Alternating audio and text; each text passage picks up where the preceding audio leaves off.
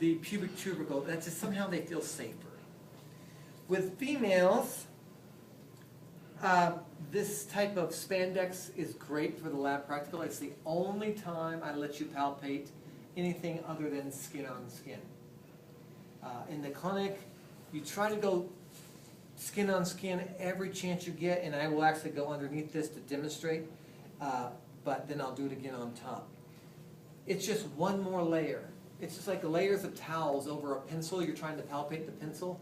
The more towels you have, the more difficult it becomes to palpate. All right, so we're moving to muscles, but before we move to muscles, I want to go over the one ligament that you guys may have seen in your paper, is the inguinal ligament. It's more of a soft tissue structure. It is not so much a ligament like, hey, I'm going to support one bone on another, as it is a differentiation between abdominal cavity and lower extremity. So it's kind of a separation, and we don't feel like, oh, plung, plung, it's a ligament like that, as much as it's a Pillsbury Doughboy, leg muscles. Pillsbury Doughboy, leg muscles.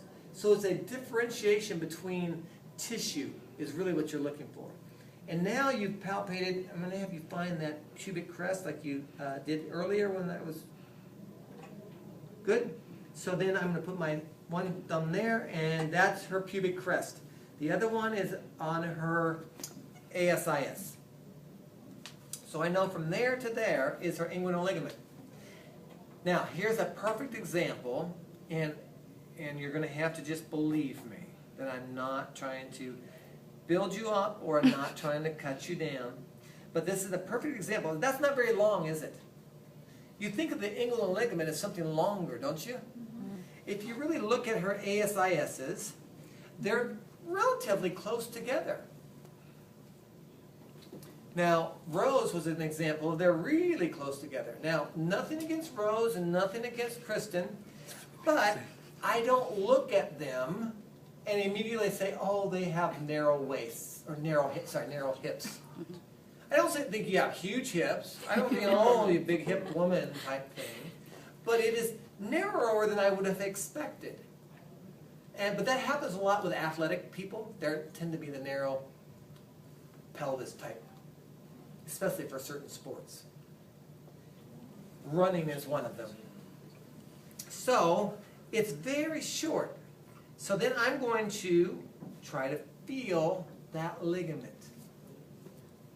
So I go from here. I know it goes from here to here. So I'm going to strum it back and forth like this, but trying to feel Pillsbury Doughboy. See how I sink in, and then I come up over, and that's leg muscle. Sink in, leg muscles. I don't know what the leg muscles are yet, but I know I sink in. You feel the difference? And I prefer to do that skin on skin, but I always ask permission first if I do. I need to palpate this area right in this area. Would that be all right with you? If it isn't, then you do the best you can. If it is, then you say, all right, I'm going to come right in that area. Is that all right? Mm-hmm. And then I say, all right, see how that's a Pillsbury Doughboy? And then that's muscle. Pillsbury Doughboy and muscle. And that's our ligament. You're not going to feel like, oh, bling, bling, bling, bling, plunk, plunk, plunk, a ligament. You're going to feel a tissue difference. Because above the inguinal ligament is where all your abdominals attach. Your obliques, right, attach to the inguinal ligament partly, right? So that's where you have an iliacus and a psoas major. Below the inguinal ligament, they come together to form the iliopsoas. And so we are going to actually palpate the iliopsoas. I used to require students to know the iliacus and the psoas major, and you can actually palpate it. We don't like to palpate it on the left side because it's right next to the abdominal aorta.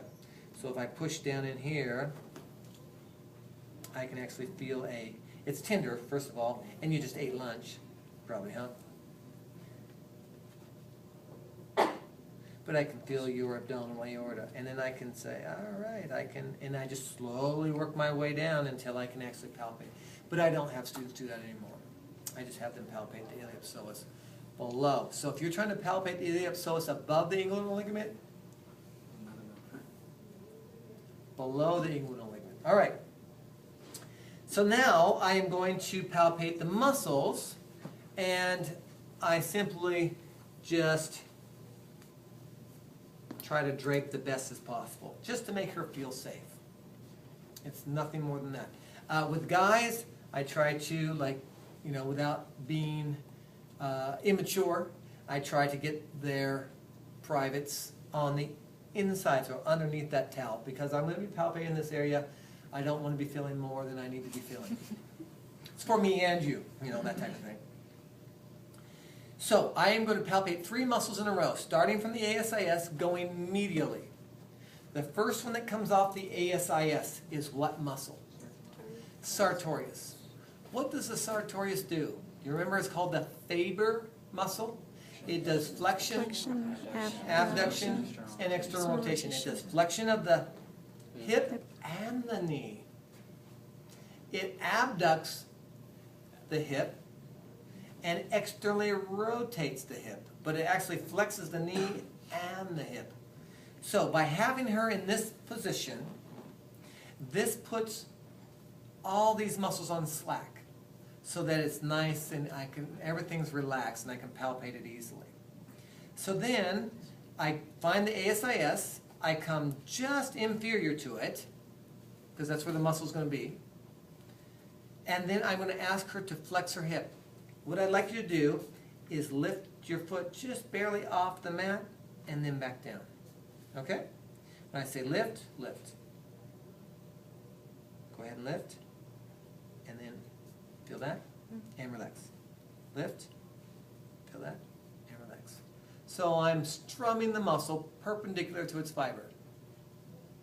I prefer to be directly on that muscle. Lift. See how much, it's much easier for me to feel. Good? Remember, it's a strap, so it's going to be a strap about that wide on her. The next muscle over, it's going to be over medially and deep. And it is the rectus femoris. So it's going to get tight with hip flexion as well, because it's a primary hip flexor. The problem is, I don't want to confuse it with anything else, so it's important I feel the Sartorius first. So I find the Sartorius lift. There's the Sartorius, so then I say, all right, relax. Then I go medial to that, and I say, all right, push a little bit deeper, lift. Do you feel that muscle? And relax. And then I go even more medial and deep, and now this one is going to be a large, about that big, and flat muscle that tightens with hip flexion. Below the inguinal ligament, lift. Do you feel that huge flat muscle right there? And relax. Lift. Huge flat muscle, and relax.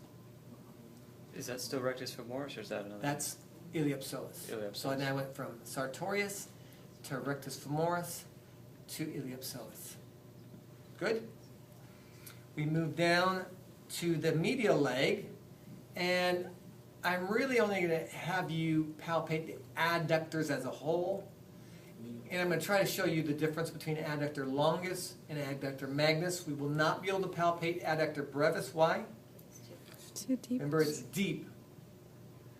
Yeah, pectineus, adductor longus, and between the two, deep is adductor brevis. Mm-hmm. So this is much more anterior than you think it is. So I just bring her leg out here. All right. Now, Christian, sorry.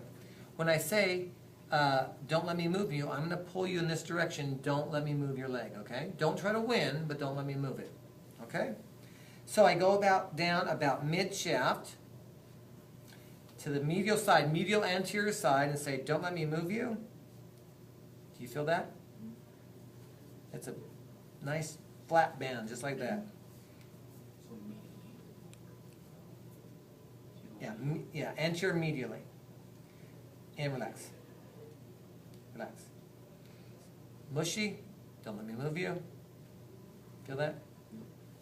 Good, so that's adductor longus, and that's the most common one strained when we say, oh, I have a groin strain or adductor strain. Adductor longus is the most common. So knowing that one's going to benefit you.